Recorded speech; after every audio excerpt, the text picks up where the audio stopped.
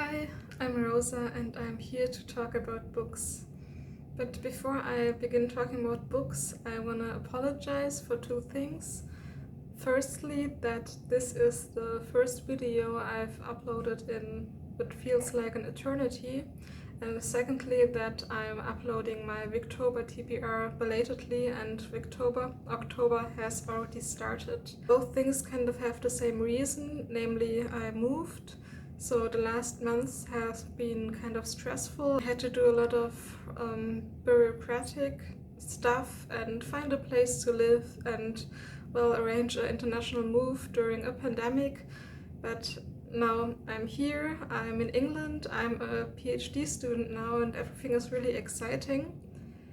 But my internet Wi-Fi connection is somehow slower, weaker, whatever than the one I had before. So once I've filmed the video on my tablet, I tried uploading it or transferring it to my computer where I do the editing, and my tablet has been trying to transfer this video to my laptop for the past 5 days. And now I'm just giving up and I'm trying it again by, instead of having one long take, I have several shorter takes, which maybe will be easier for the mysterious Wi-Fi other signals around me to transfer. I don't know how technology works, to be quite honest, and I just hope that the second attempt at filming this video and somehow getting it onto YouTube will be successful. So after all my apologies are done, what is this video even about? Well, as the title says, it's gonna be my TBR to be read pile for the Victober Victorian Literature Marathon that is set in October. I'm gonna link the videos of the actual Victober founders down below so you can see them if you want to have a deeper explanation about what it's all about. But to put it simply, it's just a month where we all, like everybody who's participating, are celebrating the love for Victorian literature.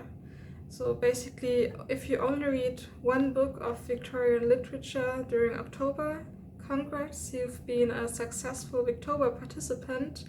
But for those kind of people who love challenges and crossing things off of to-do lists, which I love so much, the YouTubers establishing this tradition also have made some challenges you can fulfill. And yeah, I use these challenges to decide for the 5 books I want to read during October. The first challenge is to read a Victorian novel that is of the same genre than your favorite contemporary genre. And I hate talking about favorites because I'm always like, I love all genres and books equally, but I think that I can quite confidently say that spooky things in general are a favorite of mine. So what I'm gonna read is basically the quintessential spooky Victorian novel. I'm gonna read Dracula by Bram Stoker.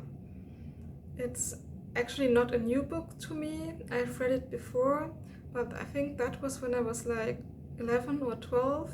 Not only did I not totally get everything about it, I also forgot most of it already. Maybe this time I will actually remember what it is about. I'm kinda curious to read about one of the first vampires, because I have to confess, vampires are actually not my type of creature. I'm a werewolf person at heart. But at the beginning of the year I read The Historian by Elizabeth Kostova, and it was such a fascinating, engaging and atmospheric take on the Dracula legend that now I'm really motivated to read the original again so that I can properly appreciate all the illusions you find in contemporary culture and all the different shapes the vampire has taken since then. The second challenge is to read a Victorian collection of letters or a journal. I'm extremely excited about this challenge because it finally gave me a reason to get this book. Sorry for my lamp glare in the background, it's a rainy and dark day. Charles Darwin's Voyage of the Beagle. you might have noticed from my last video about plants that I'm really into natural science and especially the history of natural science, and thus I'm just really into Charles Darwin, and at the moment I'm reading a lot about him and also by him, so I'm really excited getting into this and learning more about him as a person and how he himself saw his life and scholarship and journey and whatever. Also, I'm always here for stories, both fictional and factual, set on the sea, so any kind of seafaring stories is right up my alley. So this just hits all my boxes. Checks all my boxes? I don't know what things do with boxes. I'm not very good with idioms and stuff. Anyway, looking forward to this. And I have another reason why I'm so excited to read this. And this reason is that I have 2 historical fiction books about Charles Darwin waiting on my shelf for me. And even though they are not Victorian novels, I want to show them to you because I'm really excited for them, and they kind of go hand in hand with Charles Darwin's journals I just showed you. The first one is This Thing of Darkness by Thompson, and that's very superficial, but I just love the design and format of the book. I just love it when books are very long, lots of pages, but still pretty small. It's like a cute little brick to carry around. And aside from this, I'm very excited about what is actually inside this book, namely a fictional account of this very voyages Darwin writes about in his journals. And the other book about Darwin is one that has probably the best or one of the best titles for books I've ever met. It's Und Marx, Standstill in Darwins Garten by Ilona Jerger. The English translation of the title would be something like Und Marx stood quietly in Darwin's garden, which is beautiful, romantic, I ship it. And I'm just really excited that somebody wrote a book about 2 of my favorite and most kind of formative historical figures. So I'm extremely curious what this book actually is about, because I don't know anything about it besides the title, and I don't need to know anything about it besides the title to know that I want to read it, like basically right now, but I will focus on Victober first. The third challenge is to read a book you haven't read yet by a favorite Victorian novelist or author. And I chose to read A Study in Scarlet by Arthur Conan Doyle. And you might now probably think, how can you call Arthur Conan Doyle a favorite author if you haven't even read this important and seminal novel? And I'm sorry, I'm ashamed. I'm actually not ashamed. I'm just human, and I simply can't read all the Victorian and non-Victorian books I want to read because time is finite and I have to eat and to sleep and also to work. And anyway, I have read The Adventures of Sherlock Holmes, The Hound of the Baskervilles, his book of vampire stories, which is excellent if you are into gothy stuff. I read The Lost World, which is also wonderful if you like time travels and dinosaurs, and I write some other short stories in anthologies, but just for some reason I never actually got to read this novel. But when I was exploring the little public library in the common room of the dorm I live in now, I found this edition and I was extremely fascinated by this. Sorry for the glare again. You are able to see it's an extremely dramatic and unconventional design, I'd say. I've never seen a Sherlock Holmes novel which wasn't designed in this very, ooh, this is a classic, look how fancy and elegant it is way. I love it when Victorian fiction, which we mostly now call classics and connect with being an intellectual or whatever, is designed in a way that fits, in my opinion, much more with what the book actually was supposed to be when it was being published first and being read. because like Arthur Conan Doyle wasn't born and everybody recognized him as this highbrow writer for people who study English literature and are super intellectual and only read classics or whatever. He wrote dramatic and exciting entertainment stories. Sorry for my language. I promise I'm not actually more fluent in German. This is the way I talk.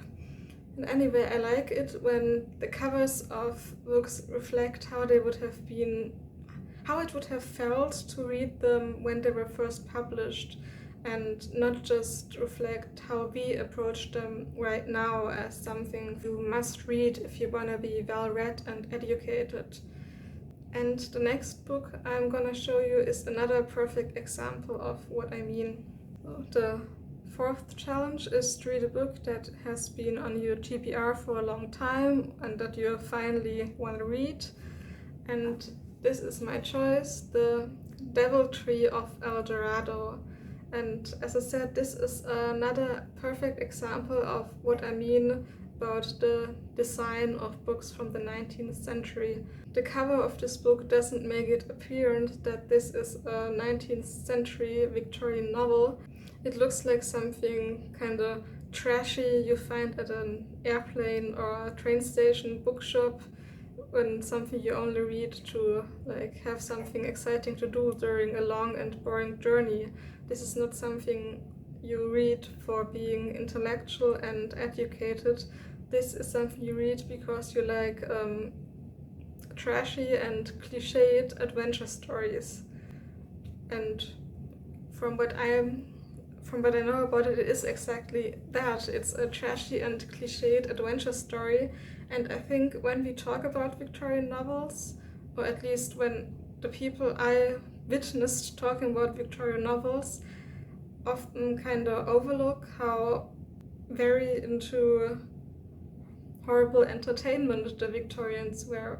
I want to discover and experience and talk about the works of fiction that are more closely aligned with, I don't know, maybe today's Indiana Jones novels or other kind of action-adventure novels that are not necessarily highly intellectual but highly entertaining. And from what I know about this book, it is gonna be highly entertaining because, yeah, it's about exploring a jungle, discovering this deviltry, and I'm always here for jungle explorations. I'm kind of hoping this is gonna be a Victorian equivalent of the Preston and Child novels that I really like, and I will keep you updated if this is indeed the case. The fifth and last challenge is a group read, because the Victober has a Goodreads group, which I will link down below.